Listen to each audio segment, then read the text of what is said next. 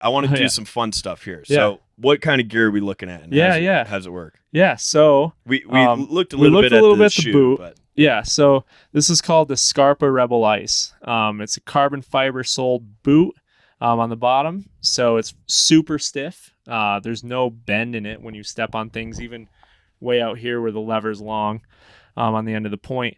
Now, this is used, this point actually on the end of it, it's really sharp. It's actually made for plywood. This is like a competition point. So I use it for ice. I use it for rock. I use it for all of it. But this boot is like so incredibly light. Like I can't explain it compared to a regular mountain boot. But I climb all my hardest stuff in these things. They're phenomenal. They've opened up the door into a new world of what's achievable on tools with the footwear. But they're not cheap, which sucks, but they're phenomenal. This tool is actually made by Camp Italy. I played with it a lot. This is a prototype handle that I've been working with them for a while on. It's a little bit longer than their typical ice climbing handle. It allows for different things, like here, one sec, you won't hear me for a second.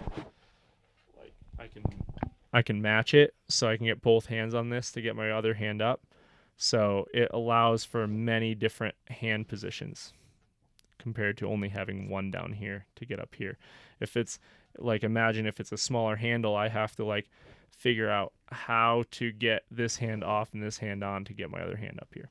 So yeah, this is a prototype. The picks, these are custom picks made in Russia by Krukonogi Titanium. They're not titanium, it's just the name, Krukonogi Titanium. Titanium would be too soft, it would deform. But so yeah, this is my competition tool. This is how I used it last season in the World Cups.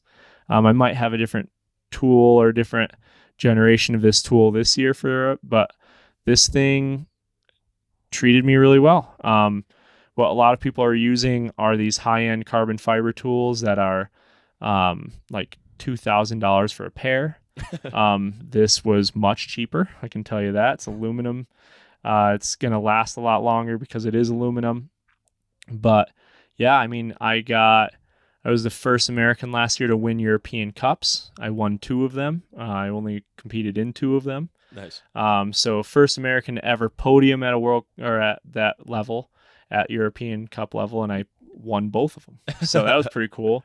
And then I got 5th in the world on this tool. Nice. So first American to ever place in the top 5 at a world championship. So hell yeah, man. That was pretty cool. And then got 3rd in the national championships here in Ouray.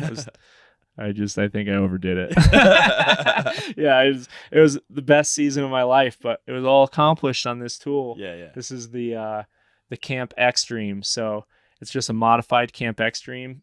I climb everything on Extremes. I think this is the best tool on the market. It's crazy. And you can believe me too, because I climbed on Camp Extreme since the beginning and climbed on every tool since, but I was not sponsored by them when I was climbing all the hardest stuff in the country. Yeah. And they were like, man, you're climbing everything on our tools. And then I ended up becoming sponsored by these guys, and they've treated me really well ever since. So that's cool. Yeah, I'm climbing on these because I use them. Yeah. I don't believe in sponsorships that you don't use the product. So yeah. These products, amazing. Go get them. Like, you're going to do this sport, drop. Oh, man, it's so expensive, man. I don't really want to get people blowing it, but if you want to come try it, you can come to Colorado. Yeah. There are a few places in the world that you can try this sport without really paying an arm and a leg for it. The Ice Coop is a climbing gym here in Boulder, Colorado. Okay. It's the first ever dedicated dry tooling gym in the world. Sweet. And it's all bouldering. There's no ropes. So like, if you can't fall, if there are reasons you can't fall and hit the ground, then I wouldn't recommend it for you. Because like, there are lots of reasons why people can't fall and hit the ground. Right. Sure. Yeah. So it is bouldering. It is harder. But that's in Boulder, Colorado. It's the Ice Coop. I actually helped open it. I owned it for a while.